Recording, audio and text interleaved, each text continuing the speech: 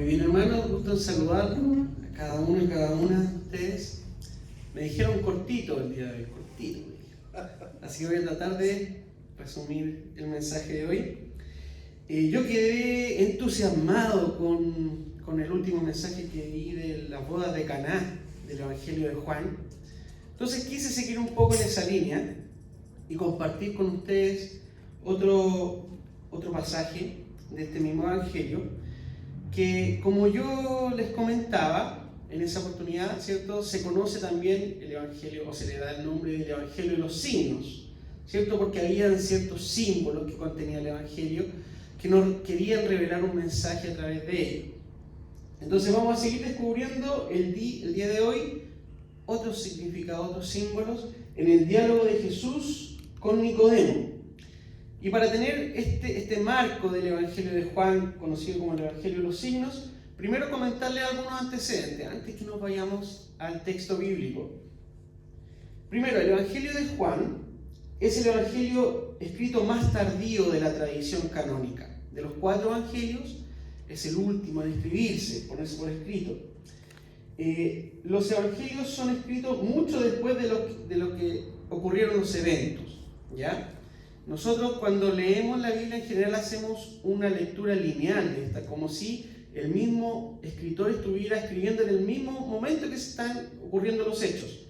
Pero acá tenemos que tener el marco y la lectura que vamos a hacer teniendo en cuenta que ya ha ocurrido toda la historia, Jesús ya murió, resucitó y han ocurrido varios años de tradición oral que está acarreando el evangelista. ¿Ya? Hay que tener eso en la mente cuando nosotros nos acercamos al texto bíblico. En el Evangelio de Juan presenta un desarrollo teológico más avanzado que el resto de los evangelios, que los sinópticos, Mateo, Marcos y Lucas. Y es de una tradición distinta. Esto también tenemos que tenerlo en cuenta cuando nos acercamos al Evangelio de Juan, ya que hay ciertos énfasis que pone el redactor bíblico en este Evangelio. Por ejemplo, de la divinidad de Jesús. Hace un énfasis en la divinidad de Jesús.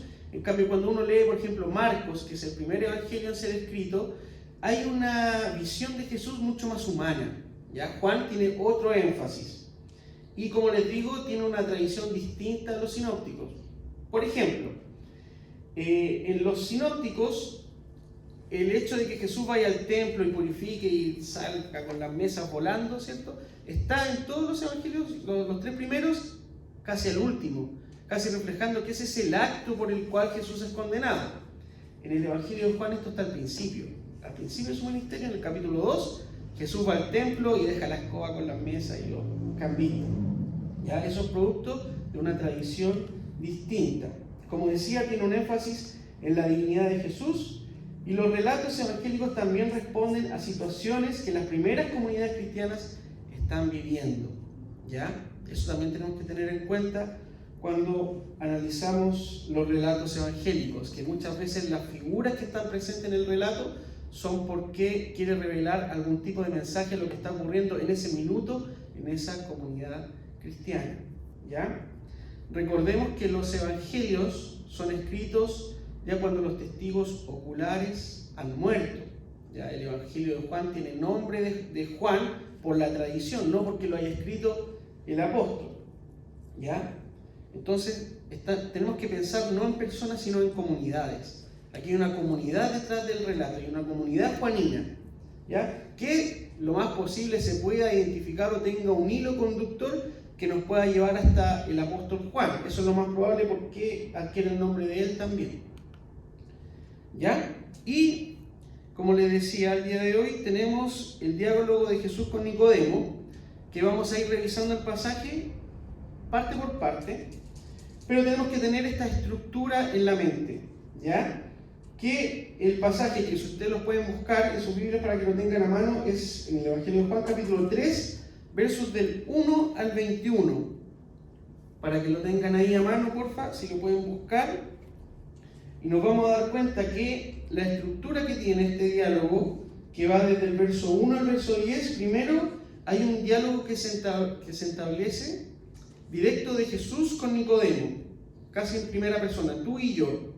Pero en los versos 11 al 13 cambia la forma verbal del texto a una diferencia ya más comunitaria entre lo que representan los judíos y los primeros cristianos. Y del verso 14 al 21 hay un discurso de Jesús, ¿ya? Si ustedes se fijan en sus Biblias impresas, en el verso 14 tiene un título que dice, al menos en la Nueva Versión Internacional, dice Jesús y el amor del Padre, pero nosotros vamos a obviar ese título, no existe para el análisis de ahora. ¿Por qué? Viene como a dividir el texto, ¿ya? Y nosotros queremos ver el texto completo, ¿ya? Entonces vamos a dar lectura de la palabra y lo vamos a ir analizando juntos. Vamos a leer primero los 2 versículos. Dice así: había entre los fariseos un dirigente de los judíos llamado Nicodemo.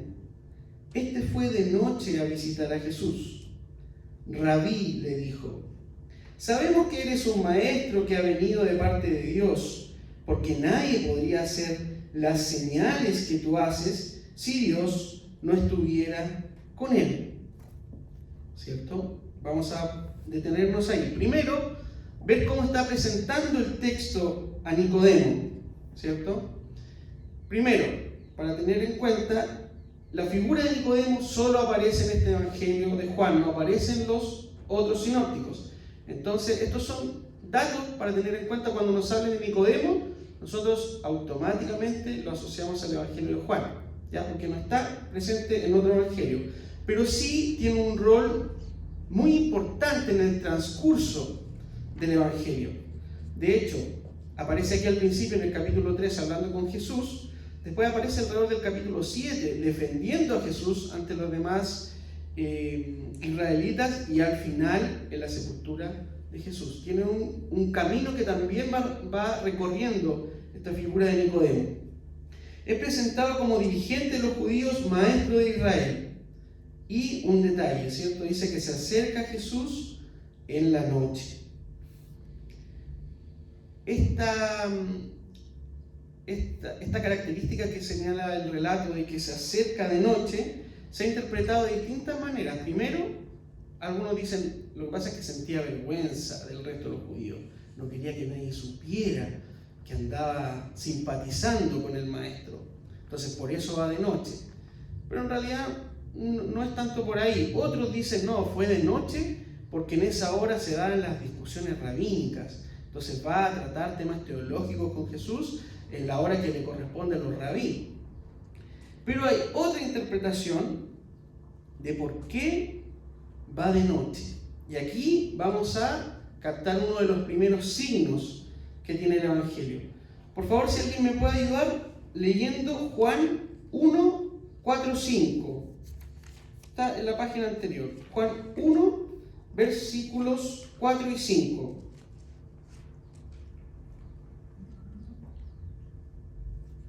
El que lo tenga, por fin.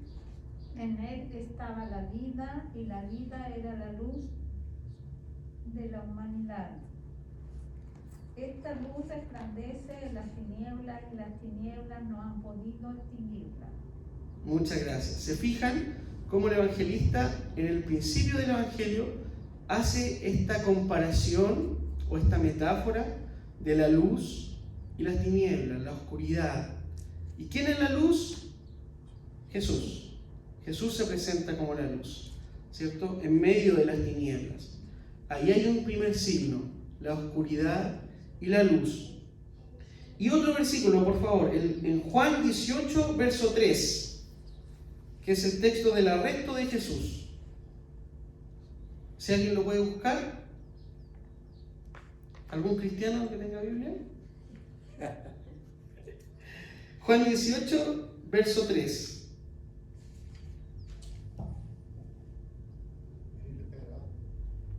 Está ahí.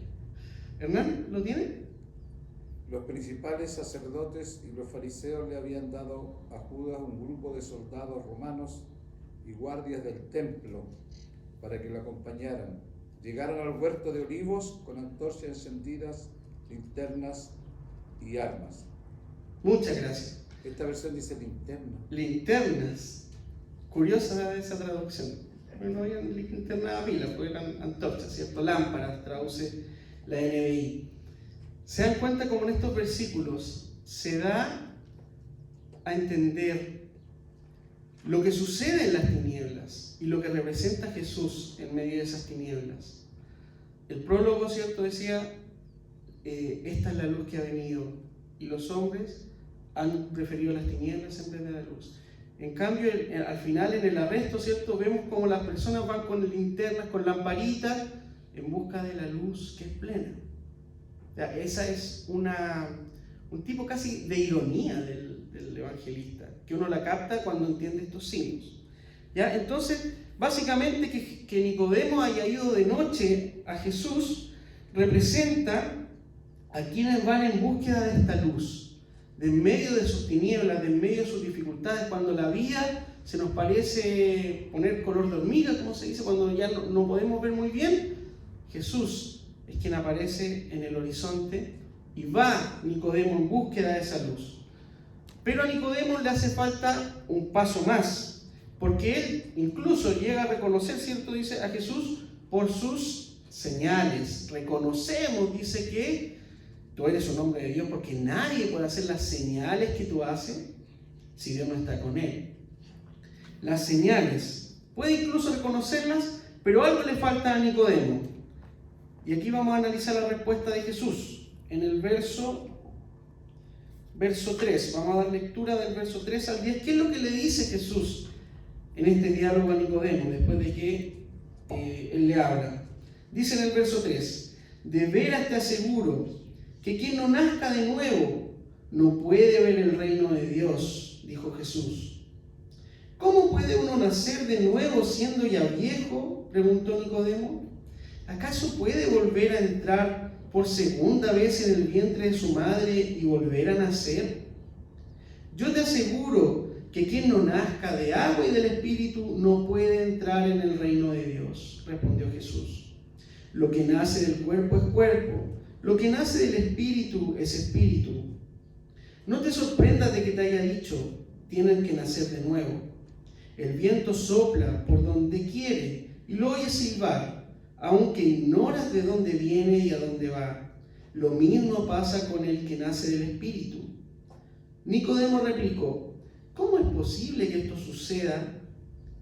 ¿Tú eres maestro de Israel y no entiendes estas cosas?, respondió Jesús. Podemos apreciar que Jesús utiliza una fórmula para dar respuesta a lo que le está preguntando Nicodemo, o lo que le está diciendo, porque ni siquiera le ha preguntado nada. Jesús simplemente le está hablando directamente. Y Jesús en el griego dice amén, amén, que nuestras Biblias traducen, o la NBI traduce de veras te aseguro. En la Reina Valera traduce, ¿cierto?, de cierto te digo. Básicamente lo que quiere decir Jesús, y lo utiliza en todas las aseveraciones que realiza en este diálogo, es algo así como: afírmate que lo que se viene es potente. Amén, amén, de cierto te digo, de verdad te aseguro, es lo que Jesús, o quiere decir que lo que va a decir Jesús realmente tiene un peso profundo, ¿ya? Y ahí hay una diferencia, porque nosotros usamos el amén en nuestras oraciones al final, ¿cierto? Nosotros respaldamos toda nuestra oración y terminamos con amén. Jesús lo utiliza al principio y le dice, ¿cierto?, quien no nazca de nuevo, que se puede traducir como de nuevo o desde lo alto, no puede ver el reino de Dios, ¿cierto? Y Nicodemo parece no entender nada de lo que dice Jesús. ¿A qué se está refiriendo? Y Jesús le insiste, le dice: hay que nacer de agua y del Espíritu. Dos elementos importantísimos: el agua. Las primeras interpretaciones a nacer del agua se ha dado al bautismo, ¿cierto?, al rito. Si nosotros pensamos en ese rito, en realidad que alguien nazca de nuevo asociado a sumergirse en agua, simplemente por ese hecho, en realidad no tiene mucha importancia si detrás de ese hecho no hay una convicción profunda de lo que se está realizando. En realidad, cuando nosotros fomentamos el bautismo o invitamos al bautismo a alguien, en realidad lo que estamos haciendo es tratar de que las personas puedan manifestar públicamente algo que ha ocurrido en el interior de las personas. Pero no es una invitación a solamente sumergir a alguien, porque eso en realidad no tiene sentido si no viene acompañado con algo más. Además, este tema del elemento del agua hay que entenderlo dentro de la cosmovisión judía, donde el agua era un elemento de purificación. Es decir, a través del nacimiento del agua, también nosotros tenemos que purificarnos en nuestra mente, en nuestras concepciones, para que Dios nos pueda usar nuevamente. Para un judío, si quería utilizar algo, un elemento sagrado, tenía que purificarlo con agua para que estuviera nuevamente dispuesto a ser usado. Así también debemos ser nosotros. A veces tenemos que despojarnos o lavarnos interiormente para poder nacer de nuevo, nacer del agua y nacer del Espíritu. Jesús le dice incluso, ¿cierto?, lo que es del cuerpo, lo que nace del cuerpo es cuerpo, lo que nace del Espíritu es espíritu. Jesús no le está diciendo en ningún momento a priori que el cuerpo es bueno o es malo, o el espíritu es mejor que el cuerpo. Solamente está haciendo una distinción. A veces hemos tomado este enfoque a través de la dualidad, ¿cierto? Que el cuerpo es malo, lecturas a veces también de las epístolas paulinas, donde Pablo dice, en la carne no mora nada bueno. Entonces, nosotros hemos tendido a pensar que todo lo del cuerpo es malo y lo del espíritu es bueno. También ciertas corrientes gnósticas tenían ese pensamiento en el tiempo de Jesús. Pero también tenemos que tener en cuenta y saber nosotros el día de hoy que nosotros somos seres integrales. No se despega nuestra alma de nuestro cuerpo, nuestro espíritu de nuestro cuerpo. ¿Recuerdan esas formas de expresar cuando decía hay que salvar el alma de las personas, hay que ganar almas para Dios? Pero ganar almas no significa nada, porque nosotros somos seres integrales. Se salva el cuerpo y se salva el alma. No hay que salvar al alma perdida, como si a ti alma que escuchas, sino a la persona. La persona, tanto importa el cuerpo como importa el espíritu. Jesús nos salva de manera integral. Jesús nos salva con nuestro cuerpo y nos salva con nuestro espíritu. Y aún así, Jesús le va dando vuelta a este tema y Nicodemo sigue sin comprender. Y aquí hay una especie de mini parábola que hace Jesús con un juego de palabras, ¿cierto? Dice, el viento tú lo oyes silbar, no sabes dónde viene ni a dónde va. Bueno, viento viene del griego neuma, que de donde deriva el neumático, por ejemplo, ¿cierto?, lleno de aire. Y el neuma se traduce tanto como viento y como la palabra referirse al espíritu. Entonces Jesús aquí está utilizando un juego de palabras, que a veces lo perdemos en la traducción, pero que básicamente también nos dice la soberanía del espíritu. El espíritu no lo controlas. Sabes que viene, pero no sabes a dónde va. Lo sientes, lo oyes silbar, pero no lo dominas. Y esto me hace pensar en tantos liderazgos, como hablaba Hernán, tanta religiosidad, tantas personas, estructuras que creen que tienen el switch de Dios, que lo apagan y lo prenden. Que dicen, aquí Dios ahora va a orar y voy a sanar a alguien, como si yo tengo el poder, la varita mágica de decir, ahora sí, ahora no. Pero el espíritu no es así. Uno no domina el espíritu es soberano. Yo he visto líderes que con la chaqueta hacen así y se desploma todo un sector. Avivamiento. Pero el espíritu no lo dominamos nosotros. Nosotros no tenemos la franquicia exclusiva para poder utilizar al espíritu como se nos antoje. El espíritu es soberano. Luego, en el verso 11, tenemos en mente esta estructura, ¿cierto? Aquí ya cambiamos, hay un quiebre en el texto, donde ustedes mismos se van a dar cuenta, ¿cierto? Que hasta el momento ha venido hablando Jesús con Nicodemo directamente, y ya en el verso 11 le dice, fíjense aquí, hermano, Te aseguro que hablamos de lo que sabemos. ¿Se fija cómo ya está ahora hablando en plural, como Jesús representando a alguien? Te aseguro de que hablamos de lo que sabemos y damos testimonio de lo que hemos visto personalmente, pero ustedes no aceptan nuestro testimonio. Si les he hablado de las cosas terrenales y no creen, entonces ¿cómo van a creer si les hablo de las celestiales? Nadie ha subido jamás al cielo, sino el que descendió del cielo, el Hijo del Hombre. Se fijan como aquí como decía, hay un quiebre en el relato donde ya Jesús está hablando como en representación de un grupo de los cristianos frente a otro grupo de los judíos. Hablamos de lo que sabemos y ustedes no aceptan nuestro testimonio. Si usted puede y tiene lápiz y le gusta rayar la Biblia, raye esta palabra y dígaselo al que está a su lado. Testimonio. Esta es la clave. Testimonio. La clave del verso 11. ¿Por qué creemos lo que creemos nosotros, hermanos y hermanas?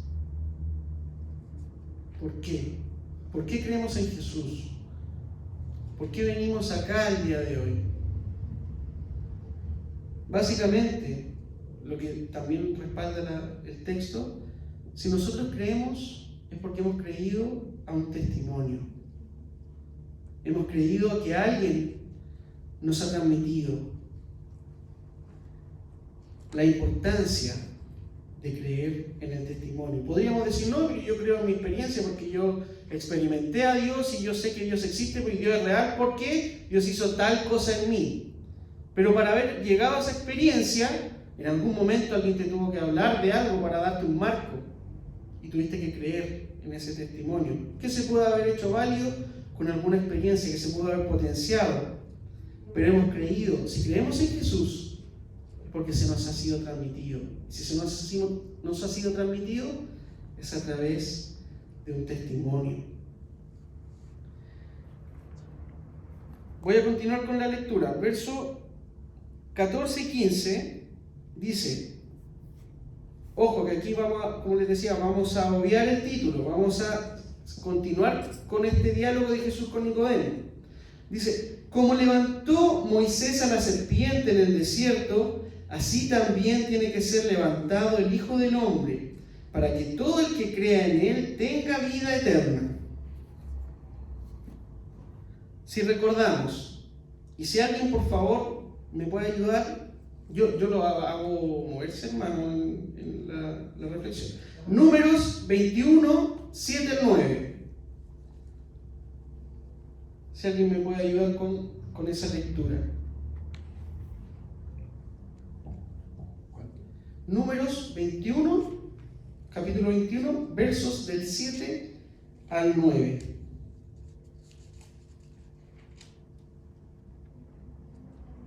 El pueblo se acercó entonces a Moisés y dijo: hemos pecado al hablar contra el Señor y contra ti. Ruégale al Señor que nos quite esas serpientes. Moisés intercedió por el pueblo y el Señor le dijo: hazte una serpiente y ponla en un asta. Todos los que sean mordidos y la miren vivirán. Muchas gracias. ¿Qué le dice el Señor, cierto? Y como está diciendo aquí el evangelista Juan, trae a memoria un texto del Antiguo Testamento. Dice, ¿cierto? Toma una serpiente y levántala en un asta. Aquel que mire la serpiente será sano. Y aquí nos dice el evangelista, como levantó entonces Moisés esa serpiente en el desierto, así también tiene que ser levantado el Hijo del Hombre, para que todo aquel que en él crea tenga la vida eterna. Toma el elemento del Antiguo Testamento para el que mire la serpiente sea sano. Ahora, así tiene que ser levantado el Hijo del Hombre en la cruz, para cuando lo miremos en esa cruz, seamos sanados. El peso, el testimonio que hemos creído, tiene como base la cruz. La cruz como símbolo de entrega incondicional. La cruz como identificación con los débiles. La cruz donde miramos y nos sanamos. Esa cruz que está ahí. La cruz que nos congrega domingo a domingo.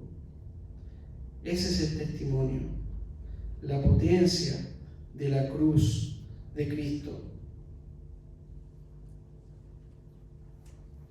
Ya para ir finalizando la lectura, vamos a ver el verso 16 que dice: porque tanto amó Dios al mundo que dio a su Hijo unigénito, para que todo el que crea en Él no se pierda, sino que tenga vida eterna. Dios no envió a su Hijo al mundo para condenar al mundo, sino para salvarlo por medio de Él. El que cree en Él no es condenado, pero el que no cree ya está condenado por no haber creído en el nombre del Hijo unigénito de Dios. Esta es la causa de la condenación, que la luz, volvemos al símbolo, ¿cierto? Que la luz vino al mundo, pero la humanidad prefirió las tinieblas a la luz, porque sus hechos eran perversos. Sus hechos eran perversos. Todo el que hace lo malo aborrece la luz y no se acerca a ella por temor a que sus obras queden al descubierto. En cambio, el que practica la verdad se acerca a la luz, para que se vea claramente que ha hecho sus obras en obediencia a Dios. Amén. Esta es la parte del discurso final de Jesús. Y quería que reflexionáramos en este pasaje, en esta parte, que dice, ¿cierto? El que crea en Jesús tiene la vida eterna. El que cree se salva, el que no cree se condena. Pero ¿qué es creer? En el tiempo hemos transformado el creer en Jesús en la repetición de una fórmula de declaración. De pensar que creer en Jesús es reconocerlo como Dios. Y con eso estamos. Pensamos que solo basta con eso. Eso significa creer. Entonces, si yo creo, estoy listo, no importa lo que haga, estamos salvados, literalmente. Pero acá el relato, ¿cierto?, nos dice que el que cree, o el que no cree, en realidad el que no cree, hace lo malo porque prefiere las tinieblas. En cambio, el que cree, practica la verdad y se acerca a la luz. Y aquí yo quisiera rescatar con ustedes un mensaje o una influencia que se nos transmitió, ya que estamos en el mes de octubre, mes de la Reforma, que nos ha venido a veces potenciar de manera negativa el concepto que nosotros tenemos, o la ponderación que le damos a las obras. A través de la declaración de la Reforma Protestante, ¿cierto? Solo gracia, solo fe, entendemos que en realidad no hay nada que nosotros podamos hacer para obtener la salvación, porque esto es un regalo de Dios. Y así es. Pero llevado al extremo, para nosotros diferenciarnos, particularmente el protestantismo del catolicismo, que el catolicismo le da un realce a las obras, nosotros no. Nosotros nada de obras, porque esto es solo por gracia. Pero esa declaración malentendida nos ha llevado a un menosprecio de las obras, a un menosprecio de qué significa realmente entonces creer en Jesús. Y nos hemos quedado con esta frase declaratoria, esta fórmula de declaración, que en realidad no representa sustento si no tiene una convicción detrás, algo que represente lo que estoy haciendo, lo que hablábamos del rito. El rito en sí es vacío. El rito en sí, si no tiene como sustento una convicción profunda, no sirve de nada. Cuando decíamos que alguien decidía por Cristo y fiesta ahí en los cielos, ¿se acuerdan? En realidad no hay fiesta si la persona lo hizo por un impulso. No hay fiesta si eso no significa que sea mejor vecino. Eso no sirve de nada si no trae consigo la práctica de la verdad que menciona el evangelista. El acercarnos a la luz, el querer estar cerca de Jesús, en el querer revelar esas cosas que están dentro de nuestro interior, que la única manera que lo vamos a poder hacer es si nos acercamos a la luz en medio de nuestras tinieblas. Para finalizar, como reflexión final, quisiera dejar con 2 elementos de este pasaje que nosotros acabamos de leer. Primero, que tenemos la opción el día de hoy de nacer de nuevo. El bautismo no es un hecho que ocurrió en un pasado para la mayoría de nosotros y ahí quedó. Hay un constante renacer en nuestra vida, porque como seres humanos vamos cambiando, vamos adaptándonos, vamos modificando nuestra forma de ver el mundo y debemos nacer de nuevo. Y tenemos la posibilidad de nacer de nuevo también el día de hoy. ¿Y qué significa nacer de nuevo? Significa que muchas veces, hermanos y hermanas, tenemos que remover nuestra conciencia. A veces implica un camino donde vamos a estar en estas tinieblas como está Nicodemo, que vamos a tener que cuestionar muchas de las formas, muchas de las bases que han sustentado nuestras creencias por mucho tiempo. Pero a través del nacimiento del agua y del Espíritu vamos a poder purificar esos pensamientos, esas visiones, cómo vemos el mundo, cómo vemos al prójimo, cómo vemos al que está a nuestro lado, remover la conciencia. Fijarnos que vemos al cosmos, al mundo, que Dios lo ha amado tanto que dio a su único Hijo. Al cosmos en su integralidad, no al mundo solamente las personas, porque Dios amó tanto al mundo, amó a la ecología, amó a los animales, amó a todo lo que ha creado. Nosotros lo individualizamos en nosotros. Dios me amó tanto a mí que vino Jesús a morir por mí. Pero el Evangelio es integral. El Evangelio va más allá de mi individualismo, de mi egoísmo, de que Jesús viene por mí a morir por mí. Jesús vino al mundo por amor al cosmos, a todas las cosas. Así que ya podemos despojarnos un poco de cierta vanidad que a veces arrastramos desde el cristianismo. Dios ha amado tanto toda su creación que ha entregado a su Hijo. Es parte de remover nuestra conciencia y también de una transformación integral. Como decía, ¿cómo miro al otro, a la otra? ¿Cómo miro a la sociedad? ¿Cómo miro mi rol activo dentro de la sociedad como seguidor de Jesús? ¿Qué significa eso? ¿Cuáles son los modelos mentales que yo he adquirido de Dios? Había una reflexión muy buena que hizo Hernán hace un tiempo, que nos preguntaba, ¿cuál Dios? ¿Cuál Dios? Nuestro modelo mental de Dios. ¿Qué nosotros pensamos que es de Dios? Tal vez mi Dios no es el mismo que tu Dios, Javier. Tu experiencia puede traer distintas cosas. Tu influencia de lo que tú crees de Dios puede ser distinta de la mía. ¿Cuál Dios creemos? Esta transformación integral de la conciencia, deberíamos preguntarnos cuál es el Dios que yo creo. Uno dice, teológicamente Dios es uno, pero nos acercamos a esa unidad desde nuestra individualidad. Y a veces creemos que este Dios es ególatra. Le adjudicamos propiedades humanas a Dios. Pensamos que Dios tiene problemas de autoestima. Pensamos que hay que cantar para tenerlo contento. Pensamos que Dios le agrada eso. Como si Dios fuera más o fuera menos si yo le canto o no le canto. Que tengo que portarme bien para que este Dios no se enoje, para que no descargue su ira.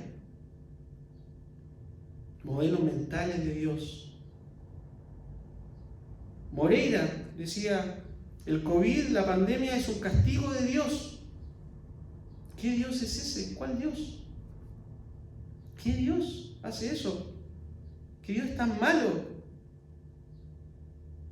Dios que manda a condenarse al infierno a un montón de personas que no creen en Él. ¿Qué Dios es ese? ¿Cuál Dios? Si usted, siendo malo, o tendiendo a la maldad, no lo voy a catalogar de malo, pero tendientes a la maldad, se compadecería de ver una persona que está sufriendo. Uno se compadece de un animalito que está sufriendo. ¿Y Dios no se va a compadecer del resto de la humanidad? ¿Cuál Dios? ¿Qué Dios creemos? Le adjudicamos propiedades humanas. Porque Dios no puede ser tan libre. No, Dios no puede ser tanto amor si eso tiene que tener un límite. No puede ser tan fácil. ¿Cuál Dios? Ese Dios que se viste de juez, que está esperando ahí arriba en un tribunal, con su martillo listo para dar un dictamen. O ese Dios Padre, que nos revela a Jesús, el cual me lleva a creer. Y a lo que se quiere decir con creer en Jesús, es a lo que Jesús nos viene a revelar. Es a su mensaje. Y su mensaje no es exclusivo ni excluyente. El creer en Jesús no nos da, como decíamos, la franquicia de la salvación. El creer en Jesús significa más allá creer en el mensaje de lo que representa y no una simple fórmula de declaración, sino una acción. Así que ahí volvemos a remover nuestra conciencia y a darle la importancia que tiene también las obras, de lo que revela lo que hay en nuestro interior. Y la otra parte, aparte de nacer de nuevo, ¿cierto? Yo le dije que para finalizar quería dos cosas. Primero, nacer de nuevo, que nos vienen todas estas preguntas, que ahí usted denle una vuelta después y piense en cuál Dios estamos creyendo. Y por otro, que el día de hoy, junto con nacer de nuevo, tenemos la oportunidad de recapturar ese testimonio que hemos adquirido. Ese testimonio que en su momento, aquí a Nicodemo, se ve que aún le falta para dar ese paso de pasar de simpatizante, de alguien que me lo encuentro atractivo, Jesús, interesante, te reconozco que vienes de Dios porque hace señales buenas, pero me mantengo al margen, a ser un real seguidor. Y vemos que en el camino Nicodemo pudo hacerlo, lo que nos presenta el evangelista, que en medio de sus tinieblas es capaz de llegar a los pies de la cruz, a mirar esa cruz y darse cuenta dónde estaba y darle una sepultura digna al Maestro. Ese compromiso con el testimonio que nos va a llevar a insertarnos en el reino de Dios, que es nada más ni nada menos lo que nos manda Jesús. Finalmente, hermanos, lo que dice de ti es lo que haces. Lo que haces en la iglesia, lo que haces en tu familia, lo que haces en tu trabajo, lo que haces es lo que habla de ti. Hablamos de un Dios de todo amor, pero reflejamos ese Dios de todo amor. Hablamos de un Dios de infinita misericordia, pero ¿se evidencia la misericordia?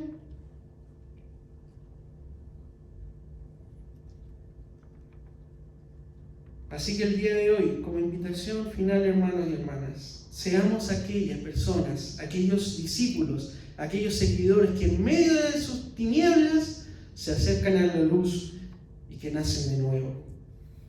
Y que son capaces a través de este nacimiento de nuevo, ser creyentes, pero ser creyentes en acción, no en declaración simplemente. Y ser agentes activos de este reino de Dios, que finalmente creer en Jesús. Amén. Amén.